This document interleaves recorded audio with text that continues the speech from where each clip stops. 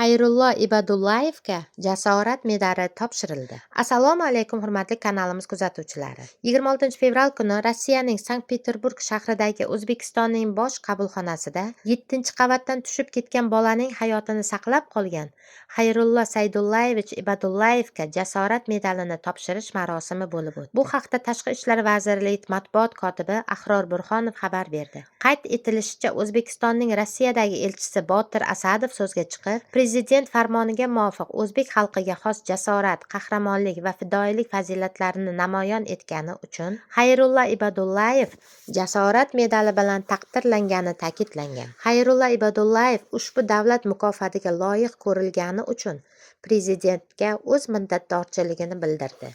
Shuningdek, u o'z harakatini qahramonlik emas, balki insoniy burch deb hisoblashini aytgan. Bundan tashqari, taqdirlash marosimida Sankt-Peterburg shahridagi bosh konsulxona xodimlari, ko'plab o'zbekistonliklar hamda Rossiya ommaviy axborot vositalari vakillari ishtirok etgan. Eslatib o'tamiz, avvalroq Rossiyaning Sankt-Peterburg shahrida ko'p qavatli uydan qulagan bolani Xayrullo Ibadullayev qutqarib qolgani, unga mazkur qahramonligi uchun Rossiyada 4-Tigran Kyosayan nomidagi mukofot berilgani haqida xabar bergan edi. Shuningdek, mukofot bilan birga rag'batlantirish uchun 1 million rubl ham berildi. Qolaversa, Sankt-Peterburg gubernatori Aleksandr Beglov ham bolani qutqarib qolgani uchun Xayrullo Ibadullayevni mukofotlagandi.